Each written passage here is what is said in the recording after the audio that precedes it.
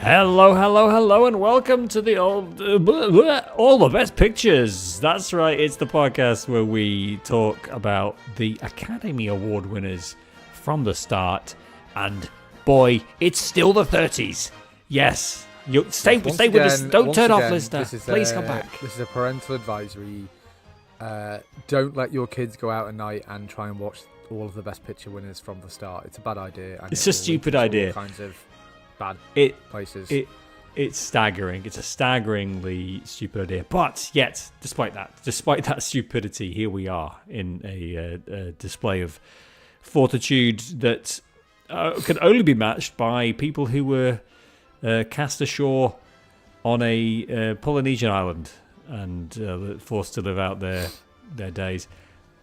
It's 1935, Dave. We're talking about... What was our last movie, Sam?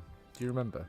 Our last movie was It Happened One Night, which was a... Oh, yeah, I remember. Frank Capra romantic comedy that I remember absolutely nothing about. I liked that movie. Oh, I do remember it now. Yeah, with Clark Gable as well. I remember you not liking it. Yeah. And this week we are doing. Have we already said? Did I just? No, we didn't. We said we're doing Mutiny on the Bounty. On the Bounty, which is a very famous story. For here we go. If you've listened to a single podcast of this, you'll know we are terrible, disgusting history nerds. Like we will just turn any opportunity to talk. Well, I think actually, Sam, I think this is historical. I think this is also like culturally quite large. I think it's kind of up there with like the Mary Celeste, that ship that went missing, and the Titanic, even in terms of like famous. I think so. Naval disasters. Famous ships. Name me 5 famous boats right now. Easy. Titanic, Lusitania, the HMS Bounty, the Mary Celeste, and what's the one? HMS Victory. I was saying Mayflower as well, maybe. Mayflower's good. Yeah, there we go. Yeah. Oh, it's 6. Look at. I think we could do. Anyway, I think this is a really famous story because number one, it's just an interesting and well reimagined, frequently kind of like Age of Sail story. It kind of it's rolled up into the whole pirate thing, even though it's not even remotely related. But it's got a real Treasure Island vibe to it, and obviously there was a really successful series of novels based on the Mutiny on the Bounty, which is actually what this film is based on, rather than being based on the event itself as such. Yeah. And they made a silent movie about the Mutiny on the Bounty in 1916. They made another movie in 1933, I think, that didn't do very well. They made this in 35. They made another Mutiny on the Bounty in the 60s, and then another one in the 80s. So it feels like we're due. We are overdue, in fact. To every 20 years, give or take, we're overdue a Mutiny on the Bounty movie. So that's definitely something to look forward to. It's a very... I think this is a very well-known story. For all those reasons, and also the fact that it's quite an interesting little historical anecdote.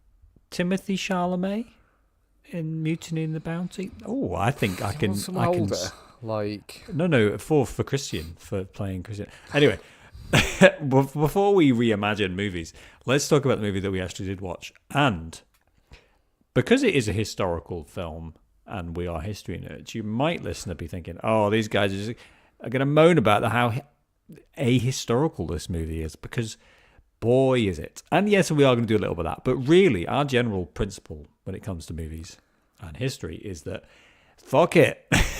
Tell the most interesting story possible, and if that means we disregard all of the things that actually happened, that is fine. And here comes to my kind of opening gambit, I guess, with this movie, is that this is a really fun movie. This is really entertaining. There's like loads to look at. There's loads to see and enjoy. Some fantastic performances. But the problem is it doesn't really go into the most interesting part about this story, which is that there was a mutiny on the Bounty, in case you were wondering, but that actually the mutineers were the real shitheads, and they fucked up bad. And they're the ones who got eaten, murdered, or died from dysentery on random islands off the coast of Australia. and like we don't really get to see any of that. What we get to see is more of the machinations of whether or not Captain Blythe was an evil guy. Yeah, from a movie point of view, I think the movie's not as concerned with you. It kind of shows its age, I think, in the not well developed morality of this movie. If you made this movie now, it would have to be a movie about how the Clark Gable character, is the hero of the story, and he stands up for his crewmates against the tyranny of Captain Blythe, by extension, the tyranny of the British Navy. And then they sail off and they form their own community, and I think the books continue, and they continue to strive and fight, and there's a real that aspect to it. And that's what we see in this. It is. I think that's what we see in this movie, isn't it? I'm saying is it would be clearer, and I'm not saying that Captain Blythe is not a baddie in this movie, because I think I've rarely seen such a cartoonish baddie in a movie. Yeah. I think Star Wars movies could take some notes from how evil Captain Blythe is in this movie. What I mean, Sam, is that it doesn't feel like the emotion part of it's this age. The emotional pacing doesn't seem to be like we've mutinied, we've taken control of the ship, and then the focus is on that. It seems to be more biographical in that we're kind of still quite focused on Captain Blythe and the other characters, rather than following Clark Gable in establishing his new utopian society. Yes. Okay. Yeah, I understand what you're saying, because but it goes to the point though, which is that effectively what we're left with is a really interesting tale, but not necessarily the most interesting tale, which is like, I want to see what happens to these guys when they do something really, really stupid, which is to mutiny. Because if history has taught us anything, do not mutiny, because you're going to get fucked. Like especially in this period of history. This is also one of those movies. I think we do have to acknowledge the time that it was made. This is a movie that is very, very 1930s, not even just in the subject matter or like the problematicness of it, and there is some of that, but more just, as you say, the pacing of it. Like we are 2 hours 20 minutes to you could maybe feel like we could move things on a little bit quicker. We could get to some of the story beats in a more kind of yeah, it's a bit dispersed, isn't it? Especially in the first half, I thought, and everything that you're watching is interesting. But you do find yourself asking if you got a really top Hollywood director to look at this, and what would they cut and what would they keep? And we talk about all the time on our main feed, like what usually makes a really great movie that stands the test of time is a really tight script where you don't have a lot of wasted scenes, where every scene kind of like is doing a specific thing to lend itself to the overall plot. Yeah. And that's not always the case, but usually in really great movies, that's kind of the cornerstone. And in this movie, I enjoy it because it's a historical artifact. It's 90 odd, not quite 90 years old, but it's 89 years old, and it's a bit loose. Do you know what I mean? It's kind of like there's a lot of like the keelhaul, like all the evil Captain Blythe stuff on the way out. It's kind of like we thought this was really interesting, and so we shot a scene about it, and then it doesn't really do a lot for the film. We have a lot of scenes, I think, that compile on top of each other to prove how evil Captain Blythe is, where you could have maybe cut half of them out and the movie wouldn't change. The way that you feel about the characters wouldn't necessarily change. Do you see what I mean? Yeah, 100%. I think as we've explored these movies, you really do see the relics of the period, but also I think you see in some ways how things haven't really changed. We haven't in some ways we haven't really moved on that far from where some of this movies, but in other ways, oh boy, do you see the strings, like almost literally in some cases, where it's like really, it's really apparent that you're watching a movie from nearly 100 years ago. And that's cool, though. That's a cool thing. It's a cool thing that we can still have that parallel almost. Yeah, I think what I will say though is also this is a recognisably like This is a lot more modern than some of the movies we've watched. Cavalcade that movie could have been made 45 years before this movie, just in terms of the way that the art form develops. Yes. Interesting you mentioned Cavalcade, because let's talk about some of the background of this. Hey, maybe you've not heard of this movie, and maybe you're not a complete nerd like we are, and you want to know about this. So this movie, Meeting the Bell, is directed by Frank Lloyd, who, if you go onto his Wikipedia page, you just see how many movies he made.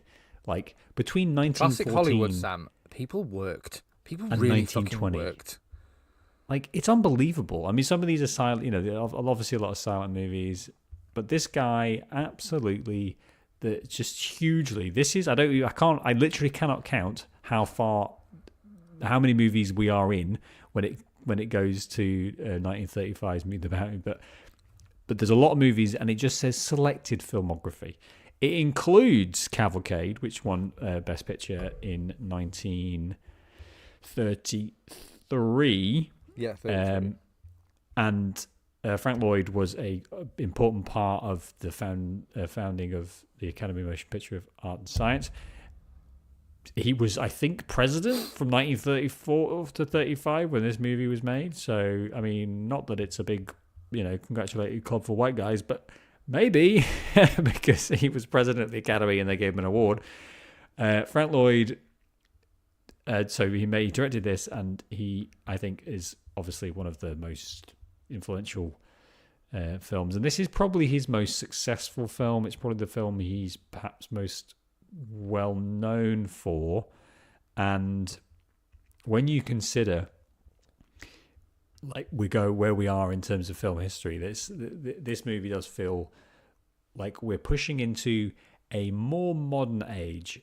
Some of that is, I think, the way the film's made. We can talk about that, but also some of the cast. We've got Clark Gable, who was also in that other movie that we watched before that also won. It Happened One Night, which was he was in that. It's cool to start to see we've actually the third Clark Gable movie we've done, which is wild. We've done 3 Clark Gable movies on the podcast. He's he was in The Misfits as well, which was his last movie. Yeah. Oh, of course. Yeah. Clark Gable. Yeah. I mean, this guy obviously is an absolute actor, but there's something very Hollywood about him, and this is maybe one of the first times I've recognized in this movie of, like, we are really starting to pick upon actors who are there because they offer something, not typecast necessarily, but that people are recognizably going to movies because Clark Gable's there. I mean, well, it's the leading man thing, which I think we've moved past to a certain extent. I mean, it still exists, but it's no longer like, we get 14 movies from George Clooney this year because it's George Clooney and it's the year he's the leading man. Yeah. But certainly this is, I think, the golden age of Hollywood. I can never remember the distinguishing time period. But golden age of Hollywood, and Clark Gable being like, he will be on a multi-film deal with a studio. And it won't be like a 3-movie deal like we have nowadays. It will be like a 40-movie deal over the next 5 years. Yeah, locked in. And so you get a lot of actors, especially prominent, successful, popular actors like Clark Gable, maybe casting roles that they wouldn't get on merit because they don't necessarily fit the role, but the studio wants a Clark Gable vehicle. And that's what this movie feels like to me. Is Clark Gable's popular. He won the Best Picture last year. Like, let's get him in this movie because that will get people out to watch it. And he'll be back in 1939 for, heard of it? Gone with the Wind. So it's not going to be the last time that we, even in this decade, in the 1930s, that we get to see Clark Gable. So it's a very interesting one, isn't it? We also, and top billing is Charles Lawton, who plays Captain Bligh. A local guy. Bligh. He's from Scarborough. He's from Scarborough. Yeah. In almost complete contrast, physical, his acting background. This guy, Charles Lawton, is a RADA graduate. Very much a Shakespearean old Vic type of guy, who is, who brings an energy to this, who brings a performance to this movie that absolutely loved. In the way that Clark Gable's kind of playing himself in this, I mean, doesn't even change his accent. He's clearly American, which is weird. I mean, we're not even, okay, fine. He's Whereas, 18 times as handsome as everyone else in this movie, and I do mean everyone. Especially Lawton as well, who was famously very concerned about his appearance in contrast to Gable. But like, Lawton is on fire in this. He's an awful man. He I think this might be the most portrayed as the most evil character in any film I've ever watched. It's kind of wild how evil Captain Blythe is in this movie. But it's not. I don't think it's overly exaggerated though. For me, it lands. It picks up the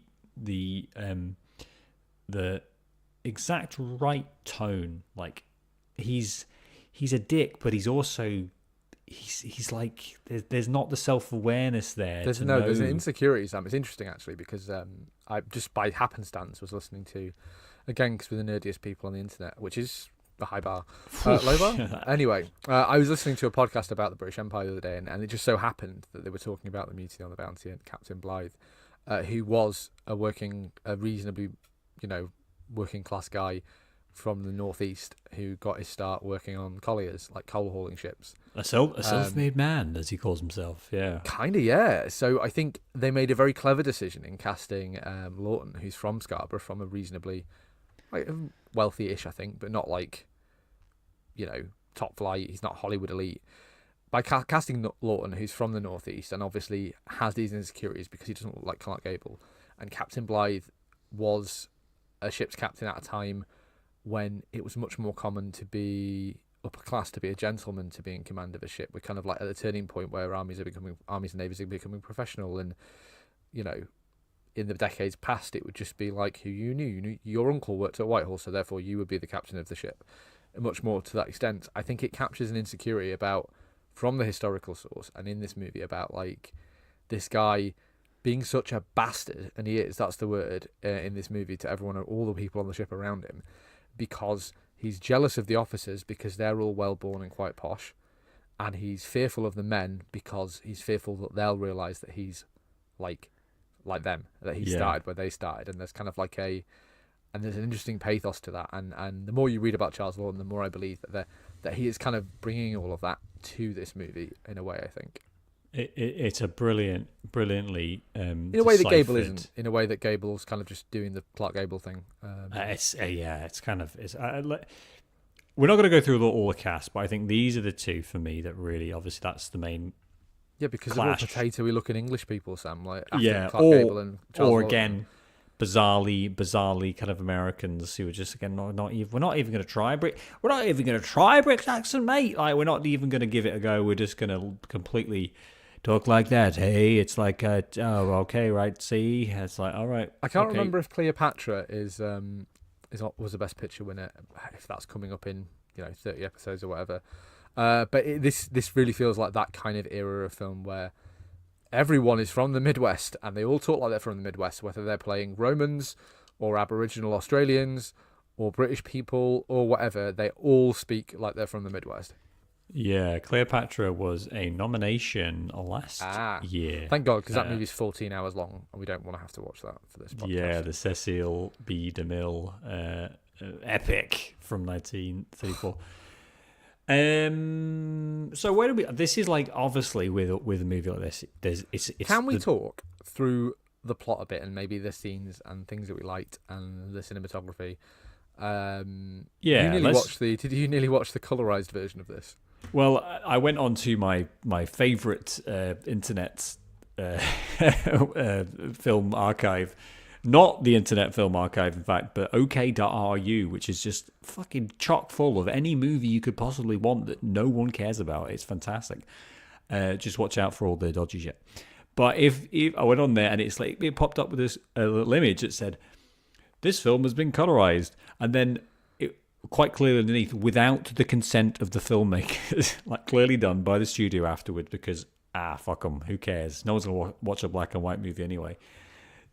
And I think this is a real, like, in terms of the opening of this movie and the way that we kind of set up some of the characters, I think it is pretty effective, isn't it? It gives us like a real sense of okay, so we're going to get into all of this. We're going to introduce quite a lot of characters, but I think I do like the way that we kind of set that up and get to see, especially It's a classic Clark Gable's. adventure movie in quite a, I'm going to say boring, but not boring, but quite a staid way. So we get to see a press ganging, which is like the least exciting press ganging I've ever imagined in my life, because they just walk into the pub and they say, "You're press ganged," and all the guys go, "Dan Nabbit, I've been press ganged." Yeah.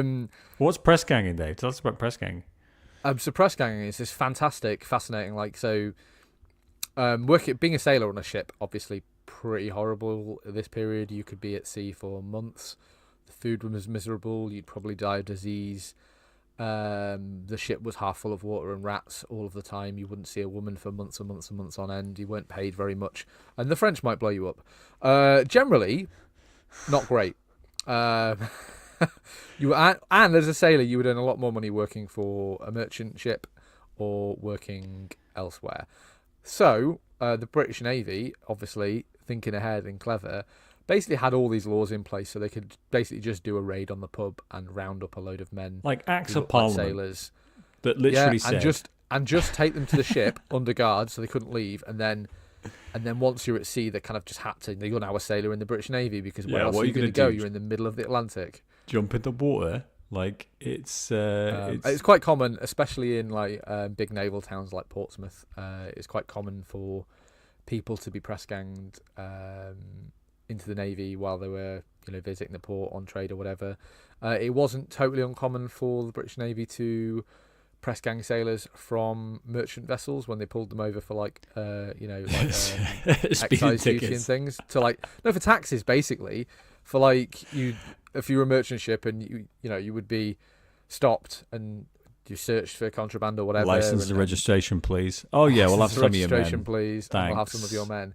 It's kind of a wild thing, and it wasn't just the British Navy that did it, but most famously, the British Navy did it, and it's cool to see it represented in this movie. Although it is quite an upper class press ganging, because literally all the guys in the pub, just the 5 or 6 guys, just go. Yeah, they don't make an attempt to run away or fight. They're just like, damn, we've been press ganged. Yeah, there is one character though who's got a wife and kid, and he's like, "Oh no, I don't 2 years," and it's quite, quite a traumatic thing, isn't it? I mean, crazy type of just, and the fact that they wouldn't necessarily take you by force, but what they would do is they would pressure you enough, coerce you, threaten you, get you to the point where you basically couldn't say no, to go live on a ship for 2 years. I mean, honest to God, it is insane. So that happens, and then and the problem is that Clark Gable's character and the other guy, Baum, is it Baum? That's good. There's characters, Roger Byam, played by Francho Tone, who I think is very good actually. I liked his performance. Because they're a bit posher, they're like, fuck it, I've got nothing else to be doing, let's go. Like, they're kind of all very excited to be going on this adventure or this voyage, and it's going to be. And the voyage is crazy as well. Like, it's funny that this movie's lasted so well, because this isn't we've got to sail to the West Indies to save Princess Margaret, who's being kidnapped by pirates. No, we're going to go to Tahiti on commission from the Royal Society, the Royal Scientific Society or whatever. We've been commissioned to go to Tahiti to get a load of saplings of this breadfruit tree and then transplant that from Tahiti in the Pacific to the West Indies so that we can plant them and grow food for slaves. For slaves? Yeah. These are the good guys. I mean, it's just wild. It's just... And credit to its credit, the movie isn't like... It's kind of saying all of that quite boldly, I think. It's. I mean, obviously, we don't give a fuck about that. 1935, Sam. The British Empire still existed. We're just like, sure, breadfruit, great. That sounds nice. That sounds tasty. I'm sure the slaves will love it. Apparently, I was googling this because I've never heard of it. I've never heard of breadfruit, and it's like it's a bit like a melon, but it tastes like potato.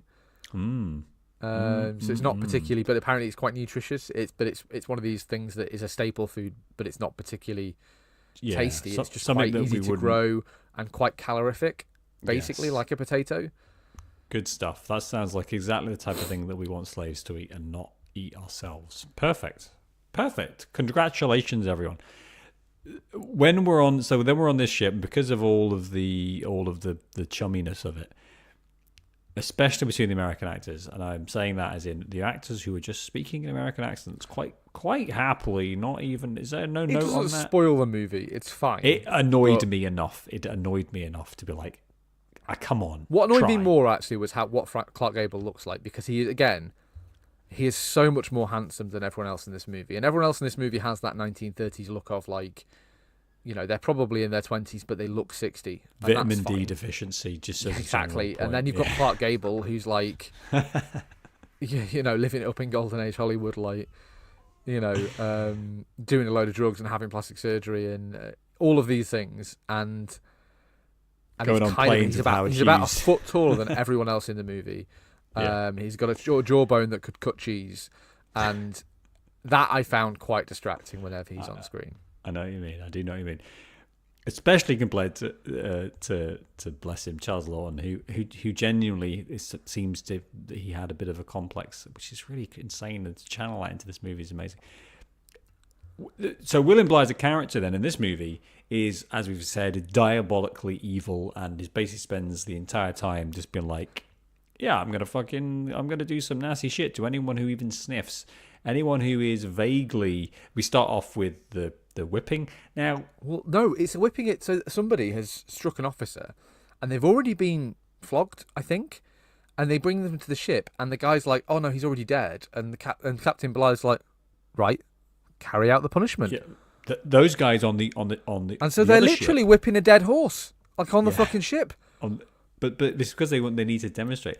And it really goes to the point. It goes to the point of there is no country in. I think the real success of the Royal Navy is British people's absolute adherence to social hierarchy to the point where we will be like, well, I mean, I don't agree with the methods, but I have to say he did break the rules. I mean, I know the rules are completely absurd and that, you know, the not proportionate punishment at all whatsoever. But they are the rules, so we're all just going to sit here and be like, yeah, I guess, I mean, what are you going to do about it, I suppose? Until we get, like, this is why the mutiny on the Bounty is so shocking, because it's just, everyone else is like, yeah, but what are you going to do? He's the captain. It's funny, really. I think Captain Bligh, the real historical Captain Bligh, has been done a bit dirty by this movie and the story generally. So tell us why, Dave. Tell us why. So... Again, like, there's a bit of a working class, like, this guy came up, you know, he was clever and effective and seemingly a bit of an arsehole, but... because he's a white guy in the past, of course he is. Like, actually, and he might have been, like, tyrannical in other ways, and we don't know. Because he's a white guy in the past, yes, exactly. Yes, we know. But actually, from the records, that he wasn't big into flogging. Some ships had a lot of flogging and some ships didn't have a lot, and the Bounty is actually kind of on the lower than average. We wrote everything down lower than average. But I mean, the way that, so I think he's done dirty a bit in that way, because the movie kind of establishes that he wants to murder everyone on the ship in pretty fast succession, or starve them to death, or both.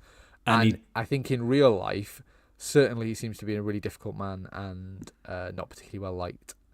Yeah. And this wasn't the only mutiny that happened under his command, and it's not even one of two. He really previous mutiny on a ship, but it was more of a union thing where half the Navy had mutinied basically for higher wages, I think, or different conditions, which is kind of that's an interesting social thing you should definitely read about later.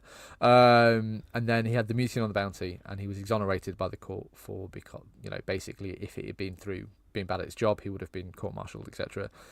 He was then governor of New South Wales in Australia, and there was a mutiny there. And then I think in one of his other ministerial jobs, there was a further mutiny. So seemingly this guy was just kind of like, maybe just quite acerbic and unlikable. Maybe it's kind of hard to know. And he's carrying out the tyrannical colonialism of the British Empire, which it's not going to make you lots of friends. Not going to make you lots of friends as well, I think, is a fair statement to make. But in this movie, Bly is he is tyrannical. He's insane. He is, number one, he's stealing food, or he's reducing rations because he wants either to get food himself because he's a big fat guy. Is kind of the movie's message, or he is reducing rations. No, it's corruption, Sam. He has them sent to his house. Yeah, exactly. Yeah, he's like, cheese, sure, I'll have cheese. And then when the stupid sailor who's like, sir, you told me to put that cheese in your house. And like, dude, well, no, don't say that. Flog him because he just admitted what happened. How dare you to say such things about me? That's absolutely disgusting. So all of this is happening, like, but he's also got a bit of a beef with Clark Gable because Clark Gable is Clark Gable, and Charles Lawton is not Clark Gable, and so like the whole. But you know what? I think it really worked. Like, as much as it's very ahistorical, and he is done dirty, the real person, a bit. Although, again, you know, like, I'm not going to. It's kind of the way the movies, I think, feel too sorry for him on all of the worst. So again, it was a thing. If you're on a long voyage, the captain could make a few quid on the side. If he basically sold, you'd have more supplies than you needed, strictly, because that's just like a good thing to have in case you get becalmed or whatever. So the captain might sell off your really good supplies and buy some worse ones that cost less, make a few quid on the side. And that's kind of, I think, what this is trying to imply. And these things did happen all the time. Just good stuff, you know. Like, good. This is what it's. Hey, he's a white guy in the past. Of course, he's going to do nasty shit, you know. But like, we sail all the way. We sail all the way to Tahiti, and we get. I don't know if this can't be the first one, but we get the Indiana Jones, like, we're going to show you on the map where they're sailing to. And I found this fascinating because it doesn't actually explain why they would need to sail basically all the way to South America and then across. And it's a fascinating thing about the wind, basically, all the way. So it's kind of like, it shows you the route as we go, and then we have scenes interspersed. It's a really cool, like, Indiana Jonesy kind of like, we're going to sail all the way to Tahiti, and it shows you it on the map of the world, which is great because I couldn't have told you where Tahiti was. And we get there, and Captain Blythe has made Clark Gable sign this dodgy ledger to say that the thing's right. Things, you know, there's stirrings. These characters don't like each other. We have the keel hauling. Do you want to explain what keel hauling is, Sam? Keel hauling is when you throw someone off the top of the front of the ship with a rope, and then they get dragged under the keel. They get hauled onto the keel, in fact, and pop out the back of the ship, and, you know, everything's fine. They're absolutely fine. And largely, if you didn't drown, you would die from all the horrible lacerations and injuries you got from being basically dragged along a barnacly copper underside of a ship. Can you actually imagine? It's like 100 meters. A ship might be like 70 or 80 meters long as well. Can you imagine how fucking terrifying that would be? I mean, actually, it's a really minor scene in the film, I thought, because it's quite horrific. Like you said, it's really horrible. And they obviously thought it was cool or interesting or, like, terrifying, so they decided to include it. Even though, again, we kind of stopped keel hauling people by the time. Oh, but quite significantly, this didn't stop being done because it really did kill people quite a lot, and eventually quite universally, Sam. It really did kill people quite universally. And if you wanted someone dead, there were a lot easier ways to do it. It's much more of a medieval. I should say like Renaissance, late medieval to Renaissance thing, you know, rather than necessarily. It's psychological terror, certainly, but it's an odd scene in the movie because it's not very graphic, obviously. This is a 1935 movie. It's not terribly graphic. But he dies. The guy dies. What I do like, as with most things, based on kind of naval terms, we use. That guy was totally keelhauled at work today. Like, have you ever used that? Used that? Yes, 100%. You hear it's one of those phrases that it now means like, oh, he was severely told off, which I mean, I've heard roasted over the coals is quite common. Yes, but there's all naval terms. Naval terms stick with us, don't they? There's always these naval terms, and to say, oh yeah, it was totally keyholed, like there's almost no actual comparison to be made between. That's horrible. Yeah. He was told off at work because he did something stupid, and he was dragged underneath the bottom of a boat while it's in the sea and popped out the other side and see if, like a staggeringly evil thing to do to someone. Love It's it. mad, isn't it? So It's an effective scene. we land on. I want you to try and find what's the name Tahiti. of the Tahiti. What's the name of the king? Oh, something racist. It was. Is it Hitty? I feel racist just saying that, but I think that's what it is. And to its credit, he is played by a Polynesian guy, I think. Is he? I believe so. Yeah, I had a look in it. He's not got a Wikipedia page. I don't think he is. William Dave. Bambridge is Hitty, and I think he might be a colonial. He was born in Polynesia, I think. No, he was born. William Bambridge, Hitty, which I think is the guy, was born in Windsor in Berkshire. Oh, well, I'll take it back then. I'll take it back. Maybe some of the other quote unquote native actors were Polynesian, I think. I think it's a massive, absolutely massive claim to say that without evidence, considering what I know about Hollywood. My first thought was, fuck's sake, what's Rob Schneider doing in this? Because number one, it looks a bit like him. Number two, classic Rob Schneider turning up and playing, some kind of racist stereotype. I think it is because he's Hitty is actually Pomar the First, was the unifying first king of Tahiti and founder of the Pomar dynasty, Kingdom of Tahiti, between 1788 and 1791. So that would be him. And this is like this is when we really get the 1930s colonial view of this, because these white guys, they land ashore and it's just absolutely fun. Here, have our women, have our food, have our land, whatever you want. Sex, coconuts, and flower chains, what they call lays. It's amazing. And basically, as skipping ahead a little bit, once the mutiny happens, Clark Gable's character in real life goes back to Tahiti, but I think a range of different islands, basically looking for kind of refuge. And the real story of what they did is slightly less charming, where they weren't like having a great time with the king's daughter and just all ingratiating themselves in the culture. No, they were pretty much abducting people. One example, they invited a bunch of mostly women, obviously, onto the boat for a party, and they're like, "Oh, come on, it'll be a good time. Yeah, you can come to ours this time. You've hosted us enough. You come to the boat. It'll be great. We'll bring, I don't know, whatever we've got left in the store." And as the drinks are going down, they cut the anchor and just fucked off with about 20 Polynesian people, mostly Pretty women, crazy, including some old people, which they didn't need. You know why? So they dumped them on an island somewhere, and took the rest of the young. Let's circle back to this, Sam, because I want to have a bit of a real life, like how this movie ends. But no, but it goes. What I want to talk about is maybe the scenes we see in the movie.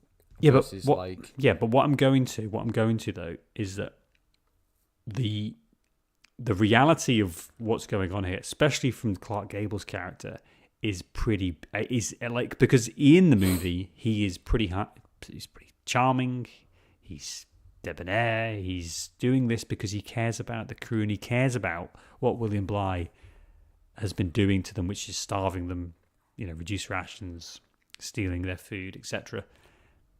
And that's just like, I struggled to believe this a little bit. Did you? Yeah, definitely. It's a bit of a weakness of the movie that Clark Gable cares this much, and it feels like, actually, if it was maybe his mate who'd been accused of something and he was in chains, rather than these three unknowable, ugly, sweaty 25-year-olds who look 60. Actors, yeah. So the crux of it is that they go to the island. They're there for months and months and months while they sort these trees out. More on that later, because I am interested in that. They load up the ship. The ship's ready to go.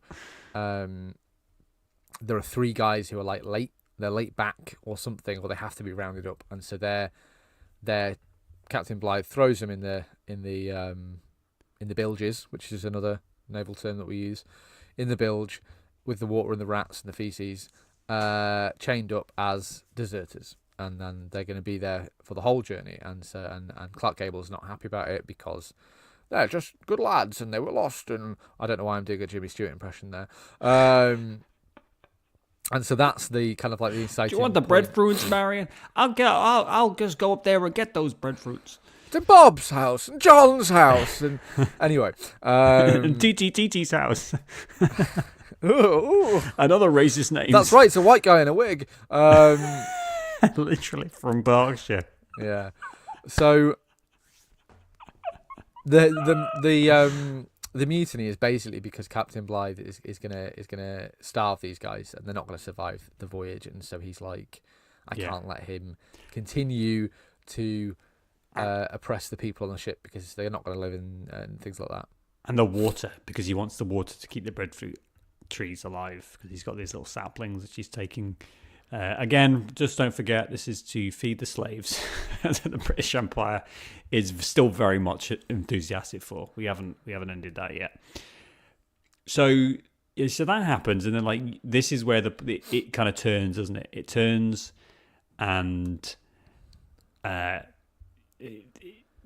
basically Christian is quite reluctant to do this, but the brutality, he basically gets pushed over the edge and says, right, that's it, I'm approving the mutiny, let's go. And the rest of the officers kind of disagree with him. Obviously Blythe doesn't agree, and then they do something which is, and this is a real thing, this is incredible, it's absolutely incredible, is that they basically just cast them off into the fucking sea. Initially in real life they were going to put them in like the smallest boat they had, but because there wasn't really that much support for the mutiny, like there was still quite a lot of people who were like, fuck, what the, no, we're going to go with the captain. They eventually had to upgrade them to like the largest boat, but still they're in Bly. Upgrade them. Yeah, like a cruise. Bly and about, I think it's like maybe 30 odd people are in this boat, and they just leave them in the sea with basically no supplies, not enough, and then we're in the middle of the Polynesian Sea. Like an incredible thing to do. Like quite an evil thing to do in some ways. And I know obviously Bly wasn't, he was a bit of a dick, but still to do that, to mutiny and then to leave them there is crazy. And the film's like, see, fuck them. This is what you get for messing with Clark Gable and his. And it's pretty clear as well, isn't it, that the film's like, we're not going to actually murder these guys because we aren't murderers, etc. But we are just going to abandon them in the sea.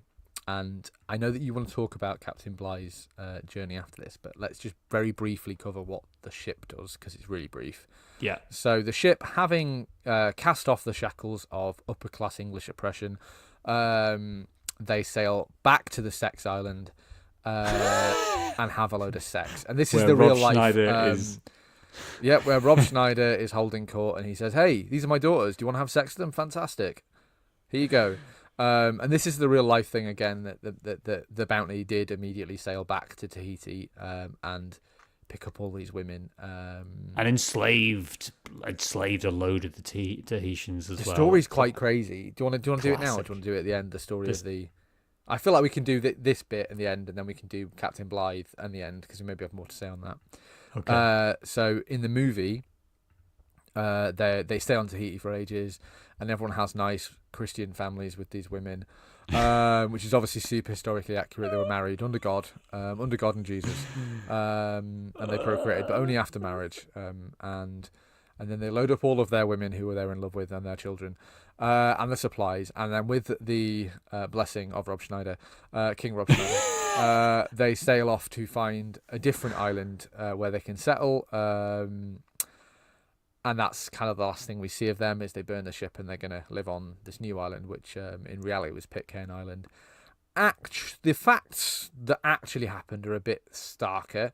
They sailed to Tahiti, they set the place on fire, stole a load of women, sailed off to Pitcairn Island, where these 30 or 40 men, I think, by this point, basically set up this kind of like bacchanalian society where they started farming, but with all these enslaved women that they procreated with, in some sort of survivor type thing, where lots of them died of disease and starvation and killing each other, until it was just one man and all of these native women. And then he was later found by the Royal Navy, in charge of this kind of like insane colony of his children, basically, and all of these enslaved native women.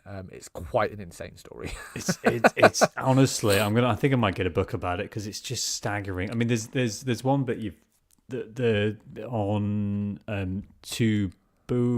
Tubuai. I'm not sorry about that pronunciation, but they created like a moated enclosure called Fort George after the British King that they had just renounced, by the way, by mutineering on one of his ships, excuse me.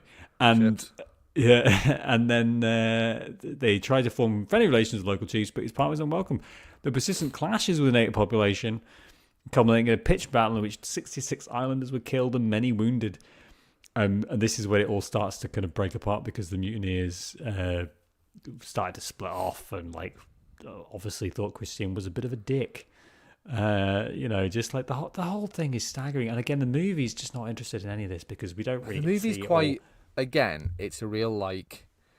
It's a real. We're in love with these women. We don't see the sailors having wives. We see Christian.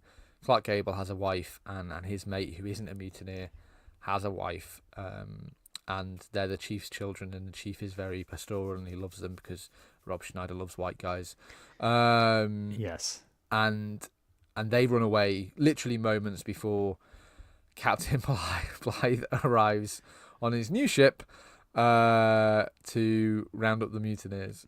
Which didn't happen in real. Bligh was not there. Although, well, let's talk about Captain Blythe, and we'll talk about what happened afterwards later. Yeah. You go. So going back a little bit. This is just incredible.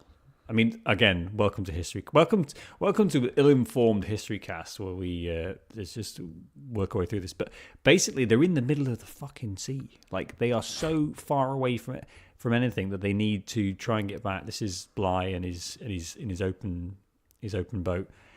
They manage to navigate 3,500 nautical miles, which is 4,000 miles or 6.5 thousand kilometers west, basically heading from the middle of the Polynesian Sea to what is effectively Australia, to kind of the north of Australia. And just think about that. With very, very little supplies, to be able to do that is an incredible feat. And in the end of the movie, we do see how the Bligh says to one of the guys, "Well, thank you very much for convicting this dude."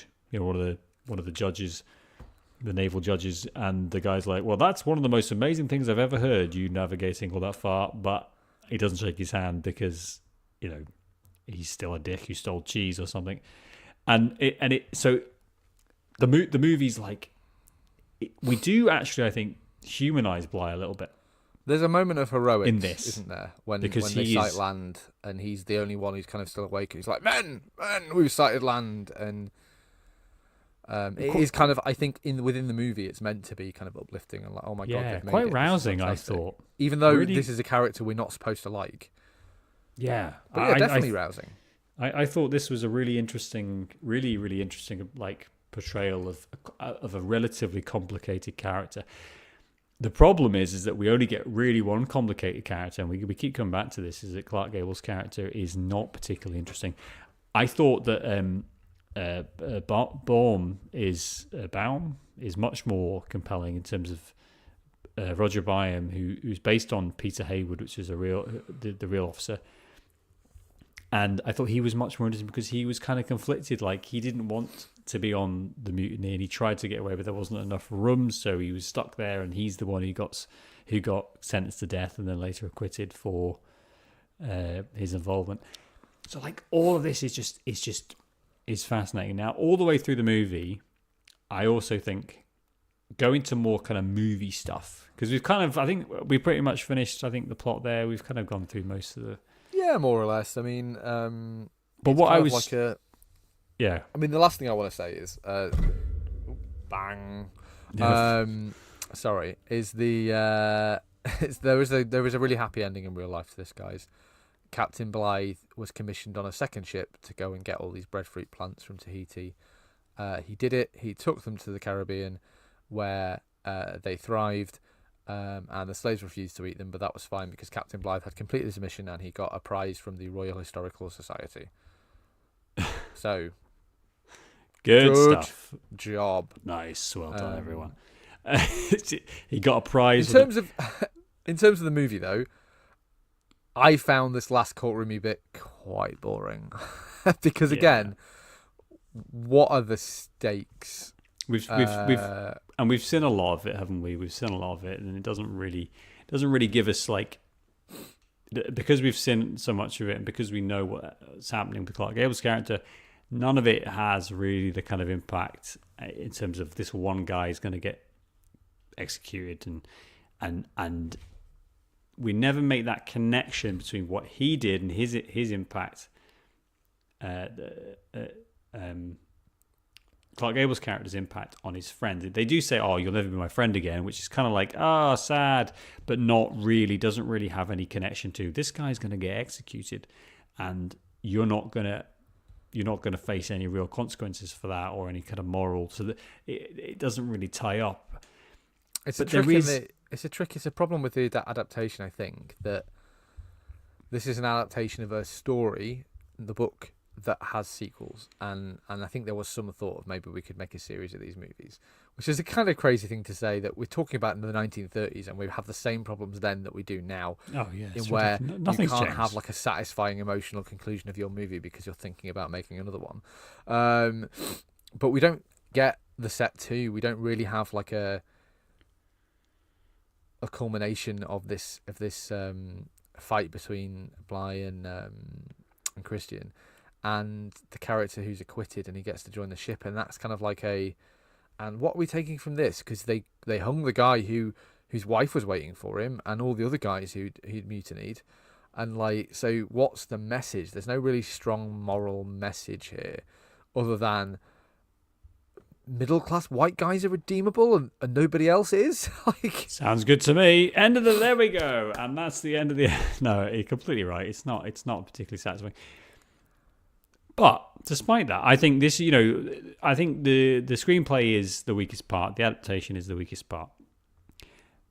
But there is, in terms of some of the filmmaking, in terms of some of like the things that are on screen, it's quite ambitious, isn't it? Oh, it's very ambitious and it's very, very interesting. There's so much that's like fascinating to look at. And it also reminds me that basically movies about the sea, movies in this way, we haven't really moved that far beyond what's in this movie in terms of we're going to get a ship, a boat, sorry, and we're going to put it on a pivot, and we're going to get loads of guys to rock it back and forward while our actors sit on it, and then we're going to throw water at them. And that's pretty much going to be how we like simulate some of the. So you have that. You have sets where they're under deck, and then what I do like actually is there is quite a lot of location shooting here with a real long ship at sea. Not long ship, Sam. That's the Vikings. What is it then? Well, the real ship of the line or whatever it is, sailing ship. Sailing ship. That a real sailing ship, which I think was broken up during World War II for like scrap and things. But they re-rigged it and they decorated it to look like this, and we see it at the beginning in dock, and we see a few shots later on while they're at sea in Tahiti, and it's an actual ship on actual water, and that's quite cool in a way that I think today a lot more of it would be done by CGI. But even compare this to like a Pirates of the Caribbean, which I think is certainly more advanced in terms of the practical ships that we see and the shots, but it's all here as well. It's the same, like you said, it's the same thing. It's let's rock this thing on the jig back and forward and throw water at people. But even the cinematography, I think, is interesting because it does match, like, in a way that we definitely felt with the previous Academy Award, All Quiet on the Western Front. That movie feels like a film that could be made now. It's used the same panning shots. It uses the same really interesting kind of cinematography that we see throughout some modern movies. This movie has the same DNA. I think you can see so much of modern filmmaking in this 1935 movie, in a way that some of the other movies, like what was that really crap one that was set, Grand Hotel or Cavalcade, like really just like basically plays that were shot on a on a soundstage, very one dimensional. Whereas this, it's dynamic, it's interesting. And as much as I think, yeah, we could remove some of this movie and kind of get to the money a little bit quicker, and the adaptation is a bit poor and some of the characters are a bit...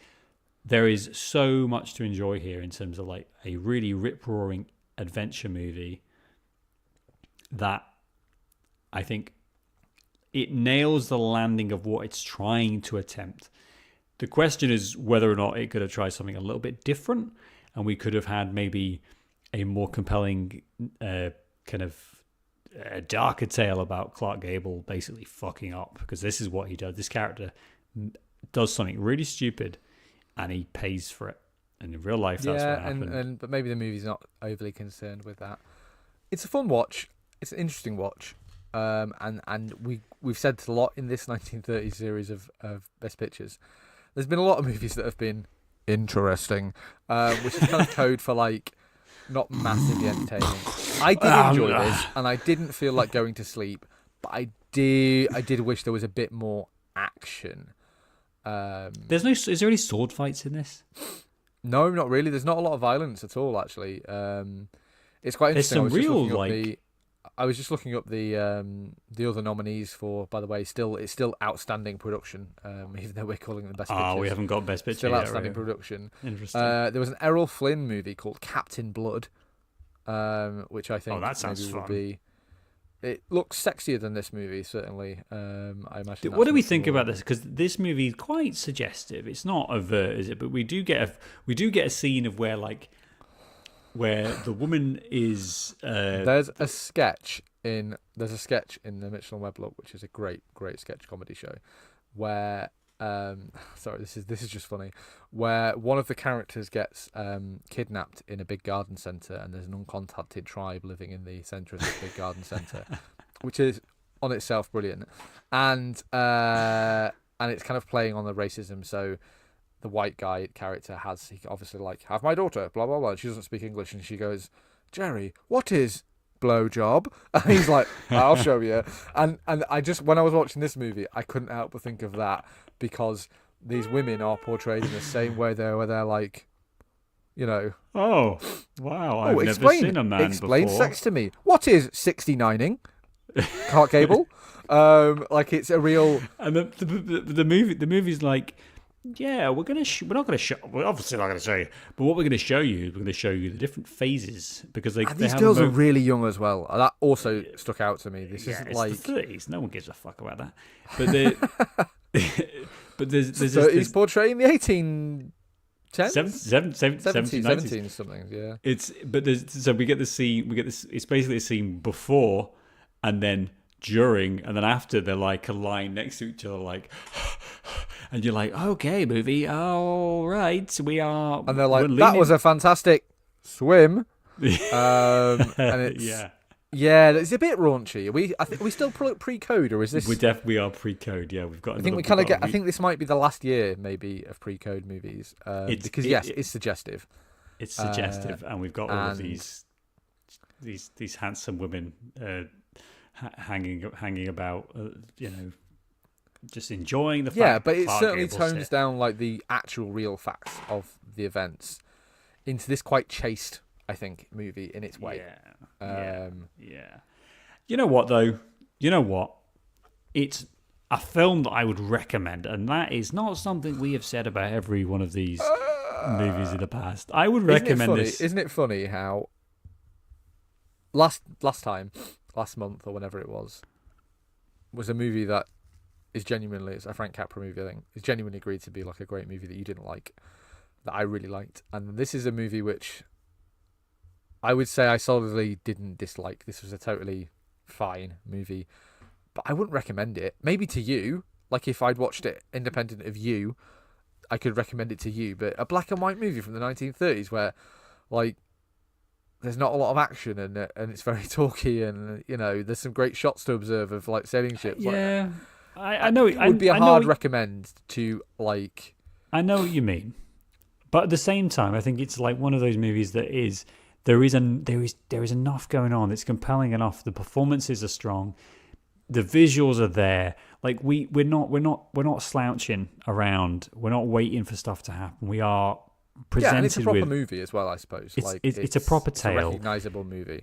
What it does for me is it makes me want to read more about this whole adventure and everything that happened, and even watch maybe some of the other movies just to get a sense of, because I think the 80s one is a bit more. I think that one's Mel Gibson and Mel Anthony Gibson, Hopkins, which seems like I've never heard of it, and we didn't watch it in our 1984 year. Yeah, of course we did. That sounds to me sounds like it's a bit more complimentary to Bly and maybe more historically accurate than this one, which is just kind of swinging wild. But hey, what do we start with? We literally have history degrees, and we both sit and read history for fun. That's how cool we are, and we have a podcast listener. And yet we are like, I don't give a shit. If it's entertaining, then that's what we go for. And screw you. There's a difference, isn't it? It's not a historical documentary, which would also be boring. It's a movie, so make a movie. make it fun. And I wish what they could have done in this movie for me is maybe be a bit ahistorical and maybe have Bly and Christian kind of have a showdown at the end, and maybe that would make it a much more satisfying package. Yeah, I think that's reasonable. Right, Dave. Well, what have we got left? We're going to be moving on in our quest to watch all the best pictures from the start, and we're going to next is going to be 1936. It's going to be our ninth one. It's going to be the Great Ziegfeld. Do you have any idea what that's about? I've heard it. Who directed it? It is directed by Robert Z. Leonard. Anyone musical drama. Jesus fucking Christ. I'm so excited to get past the 1930s musicals into the 1950s musicals. Actually, I thought I had heard of this, and I haven't heard of any of the people. So yeah, I think that kind of sums up where we are. Fuck me. It's 177 minutes. It's nearly 3 hours long. Again, please, parents, do not let your teenagers go out at night and watch 1930s Best Picture winners, because so many of them are bad and not worth their time. Can you imagine? I'm pretty sure at some point during this voyage of discovery, we were like, oh, we could watch every movie from that year, and we'd understand the complete Oscar experience of, and like what the no, absolutely, one movie every 3 months is enough. Like this is not an easy task. Not unlike. I wonder if there'll be a movie we get to, and I'm certain there will be, and I'm amazed it hasn't happened yet. I wonder if there's a movie we'll get to, and we'll be like, I don't know how we're going to talk about this for an hour. Well, 300 and something movies in, Dave. We've never really had that problem, and I think that says more about us than it does about the movies.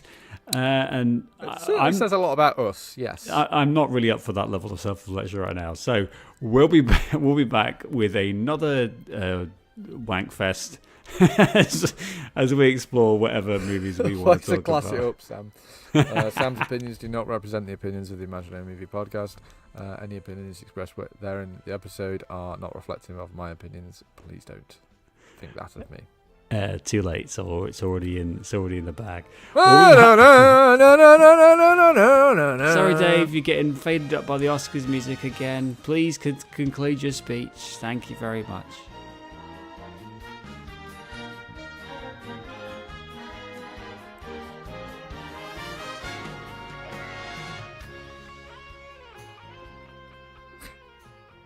A guitar riff at the end there. It's kind of a weird offset of Oscar music. It really just gets us every time. Catches us out.